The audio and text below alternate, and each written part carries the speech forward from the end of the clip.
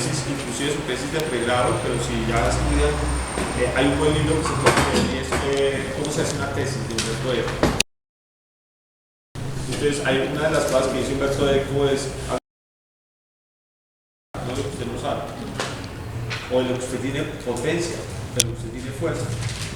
Y pues nada, yo soy diseñador industrial y soy arquitecto, entonces me interesa tener esa dualidad. Y esta es una dualidad que de una porque resulta que el diseñador, arquitecto, que en ese momento un arquitecto es un diseñador es un arquitecto. No quiero distinguir el rol como oficio, pero sí. Entonces, este personaje maneja las dos escalas y ya voy a hablar de eso. Entonces, mi proyecto se llama Las dos escalas, una relación simbiótica entre el mobiliario, los elementos arquitectónicos y los espacios en la arquitectura doméstica de Fernando Martínez Sanabria. Hay una escala 1 y una escala 2, y hay una tensión entre esas dos escalas, pero las une, unas relaciones, ¿sí? Y esas relaciones están de una u otra manera intersectados en este territorio del usar y el habitar. De diseño, en este caso, móvil, en este caso, la vivienda, es el problema que me interesa.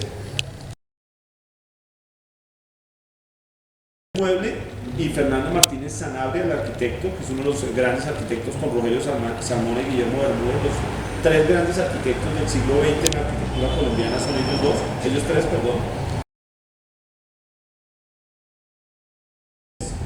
El mueble en Fernando Martínez Sanabria como diseñador de muebles, porque lo fue, y en mi investigación ha determinado que lo fue porque era dibujante y bueno, por muchas cosas que van en otro caso. Y pues la arquitectura, que es lo más conocido de él, la arquitectura y parte de la doméstica, Fernando Martínez Sanabria, el arquitecto. O sea, me interesa interpretar estos dos personajes que son el mismo personaje y la lógica proyectual que amalgamaba el diseño de las dos estancias. Que no solamente diseñaba el espacio arquitectónico, sino también diseñaba en los espacios arquitectónicos los muebles para generar actividades y otras cosas. Que además eso lo hacían muchos, Le Corbusier, Mies van der Rohe, Alvar Aalto, y Frank Lloyd Wright y muchos otros. Hay algunos que no lo hacen, ¿sí?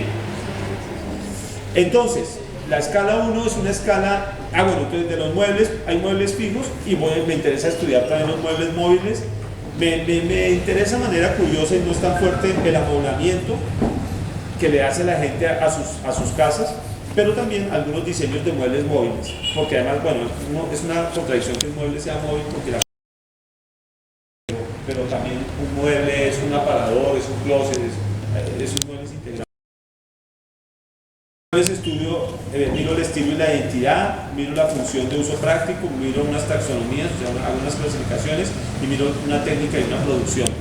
De la arquitectura, pues miro los elementos, espacios y componentes de lo arquitectónico, miro los tipos y repertorios arquitectónicos, miro la estructura formal y miro la implantación o la ubicación en el lugar. De las casas, pues como dije, es doméstica, me interesan las unifamiliares y multifamiliares. Como se dan cuenta, simétrico y que hay una tensión entre dos componentes, hay una simetría porque esto está más grande aquí que acá, tiene mayor, porque realmente mi maestría es en arquitectura y lo miro desde el objeto arquitectónico. ¿Qué es la información que yo tengo? La planimetría y los bocetos, que afortunadamente en este arquitecto todo su archivo personal reposa en el Museo de Arquitectura Leopoldo Rota, lo donó antes de muerto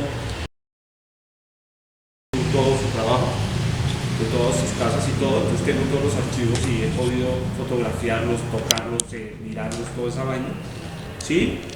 Y esto es todo lo rojo. Si se dan cuenta es más grueso, o sea, aparte mi objeto de estudio me voy a centrar porque es la forma más pura con que el arquitecto resuelve un proyecto en su lógica proyectual. Pero también voy a hacer unas fotografías y unas visitas, aunque muchas de esas casas que son de los 60, 50 y otras cosas, pues ya se han transformado y los dueños las han deformado o transformado.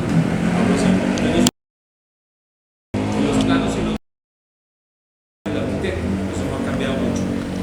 Hay tres etapas fundamentales de estudio, uno que se llama el relacionalismo, la etapa blanca, que va del 48 al 57, uno que es el organicismo remozado, que es del 57 al 60, y en la que más me centro, por eso es más gruesa, porque es aquí donde él saca todo su repertorio de diseñador y diseña al más mínimo de los muebles de cocina, el mueble de recibo, un montón de muebles, ¿sí? son estas, que eso cuando se habla del organicismo expresivo, que además es lo más fuerte en su arquitectura y por lo que fue reconocido no solamente en Colombia, sino a nivel. Y tengo unos casos típicos, por eso están punteados, de algunas otras casas, unas porque son muy populares, que han sido muy premiadas, como las casas de Veraguas o las casas de Galapa en la costa atlántica, que son viviendas como de interés social o viviendas muy básicas. La mayoría de estas viviendas son viviendas de, entre ellas está la Casa Santos, que era la del presidente cuando se crió en la infancia y otras cosas.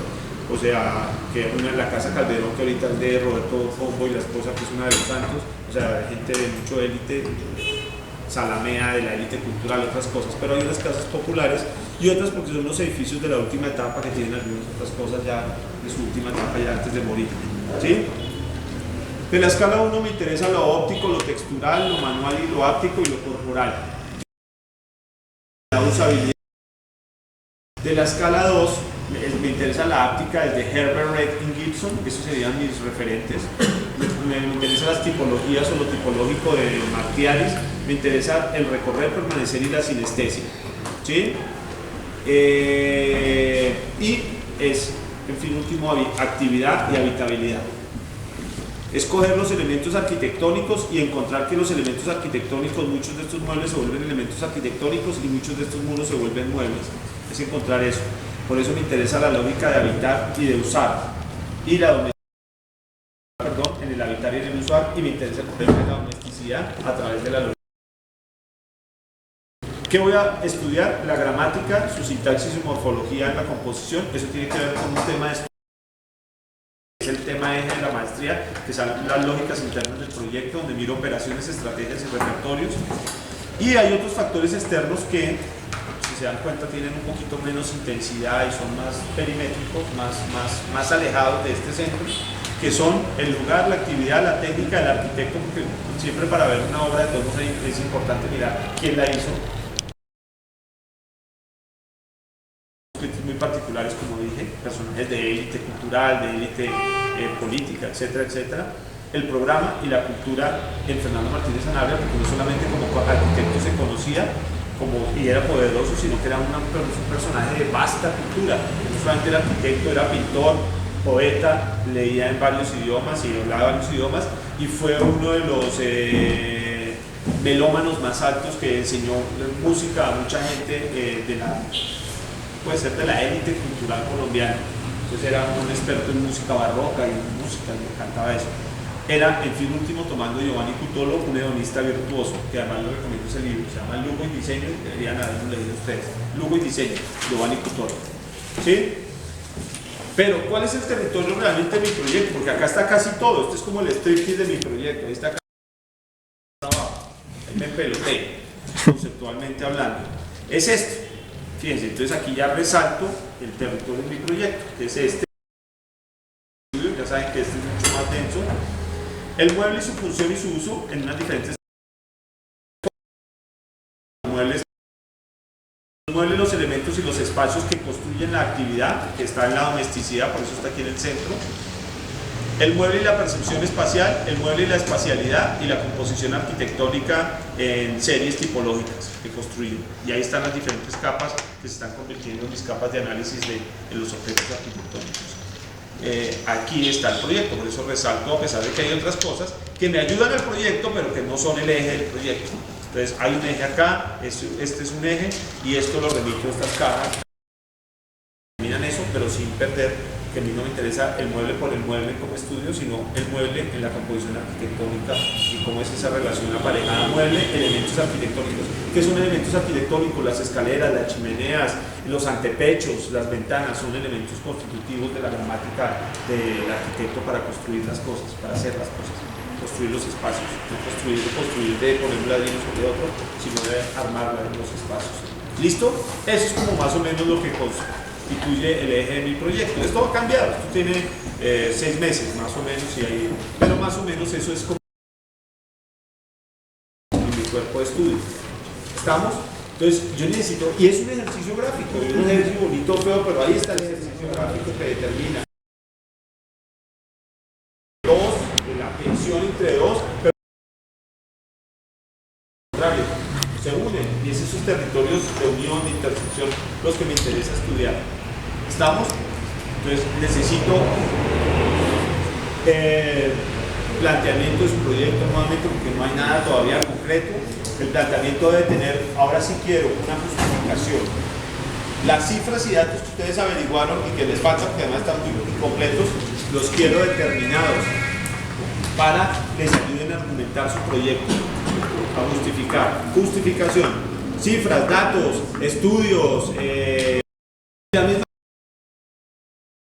por qué voy a hacer un producto, por ejemplo, de ustedes, para las clases bajas, que dicen ustedes.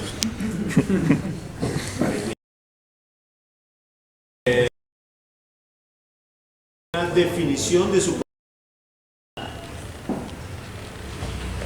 ¿Cuál es su problema de diseño? Porque la problemática es todo lo que hemos trabajado en el mapa mental y otras cosas como las que les di yo que día.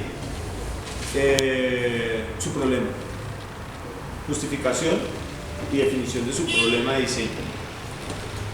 Objetivos, límites y alcances. Que una cosa son límites y otra cosa son alcances. ¿Y cuál es su propósito de diseño? Por favor, les recomiendo que miren tesis de acá. Usualmente cuando dirigimos las tesis, los profesores somos muy exhaustivos en nuestra formulación de objetivos. Y objetivos, ¿no? Un objetivo general y mínimo 5 objetivos específicos. Mínimo. Que no es desarrollar un producto. ¿Okay? Pero lo único bueno de eso era el verbo. Y el resto no más.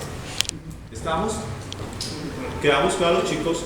Sí, señor. Y el mapa conceptual. Obviamente el mapa conceptual así, aplicado a mano. Esto no demora mucho, de verdad. Si ustedes lo tienen claro y lo piensan y lo arman, no demora mucho. En lo posible, fíjense, por ejemplo, comparado con ese, no hay que tener textos largos. Son palabras claves o componentes que determinan eso. Pero sí de pronto las palabras tienen unas jerarquías, tienen unos tamaños. Si se dan cuenta aquí, además, inclusive llámese la letra fea, esta letra no la mandé a hacer. La boceto. Normalmente hago esto, pero esta letra cuando No le provoca hacer eso. tengo que hacer un esfuerzo para comunicarlo. Por lo menos en las colecciones. No la dibujo porque lo estoy pensando rápido. ¿Estamos? Entonces sobra decir que lo de ustedes también y sin nada de lápiz y de tridimensionalidades carewimbas ahí. Chao chicos, nos vemos el viernes.